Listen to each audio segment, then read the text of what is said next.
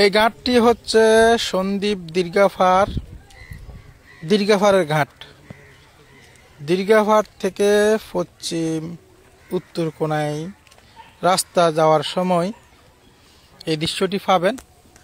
আর আমরা এখানে একটা জিনিস দেখতে পেলাম, মাশাআল্লাহ, সন্দ্বীপে একটি ফেরি আসছিল, ওই ফেরিটা দেখলাম।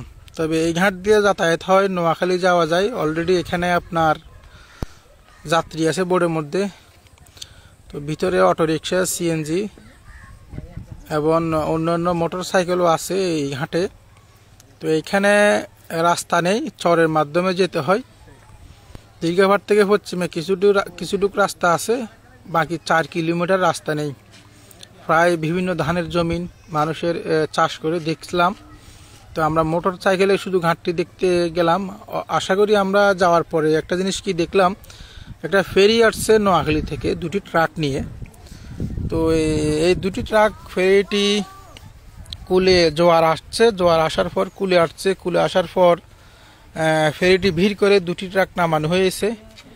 তো আশা করি ভালোই লাগছে আমাদের। আর এই যারা যাবেন বা যারা দেখতে যাবেন, জোয়ার হিসাব করে যাবেন, যাতায়াতের হিসাব করে যাবেন বা ফোন করে যাবেন।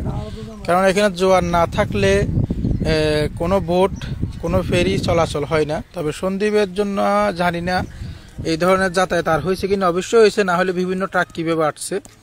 তো বিশেষ ভালো লাগছে এই যে 2টি ট্রাক সন্দ্বীপে আসছে, এই একটা ঢুকলো, সামনে একটা ঢুকছে। তো মাশাআল্লাহ ভালোই লাগছে ফেরিঘাটটি। যদিও আমাদের সন্দ্বীপে এই ফেরিঘাট বিশেষ প্রয়োজন বলে মনে করি, তাহলে আমরা বিভিন্ন যানবাহন সহ, মোটর সাইকেল সহ বা অন্যান্য কোনো সুযোগ সুবিধা যদি সমস্যা থাকে, আমরা এই ফেরিঘাট দিয়ে যেতে পারবো বলে আমি মনে করি।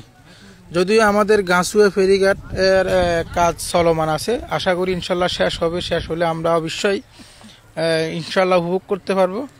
আমি ভিডিওর ফাঁকে হেঁটে হেঁটে একটু ভিতরে গেলাম অনুমতি নিয়ে, আমাকে অনুমতি দিয়েছে। গেলার পরে দেখলাম অলরেডি মাত্র শুধু 2টা ট্রাক নিয়ে আসছে। তো তারা ট্রাক নামিয়ে আবার রিটার্ন চলে গেছে। তো মাঝে মধ্যে শুনলাম এলাকাবাসীর থেকে যে ফেরি দিয়ে মাঝে মধ্যে নোয়াখালী থেকে ভুঁস নিয়ে আসা হয়, গরু নিয়ে আসা হয়, বিভিন্ন ধরনের আরও অন্যান্য যানবাহনও নিয়ে আসা হয়। তো অবশেষে আমরা এখানে এই ঘাটটি দেখার পর আমরা অবশেষে ব্যাক করছি। তবে আমরা দীর্ঘাফার নিয়ে সুন্দর একটি ভিডিও করছি, সামনে নেক্সট আমরা আপলোড দিব, অবশ্যই পাশাপাশি থাকবেন বা দেখবেন। অবশেষে আমরা ঘাটটি দেখার শেষ মুহূর্তে করে আমরা চলে যাচ্ছি। তো এখানে কিছু দোকানপাট বা বিভিন্ন কার্যালয় আছে, এটা নেক্সট অন্য কোনো এক সময় ভিডিওতে দেখাবো। আজকে আমাদের সময় কম ছিল, তাই আমরা অতি দ্রুত চলে যাচ্ছি। সামনে আমরা দেখতে পেলাম যে গরুর পাল, এখানে অনেক গরুর পাল আছে, মহিষের পাল আছে, বেড়ার পাল আছে। তো অবশেষে আমরা যে মুহূর্তে ব্যাক করছি, এই মুহূর্তে একটা গরুর পাল দেখছি। গরুর পালের মাঝখান দিয়ে আমরা অনেক ভয়ে গিয়েছি।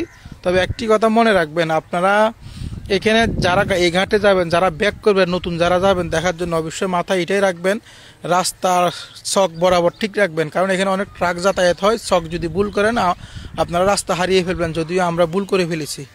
ধন্যবাদ সবাইকে। আসসালামু আলাইকুম ওয়া রাহমাতুল্লাহ।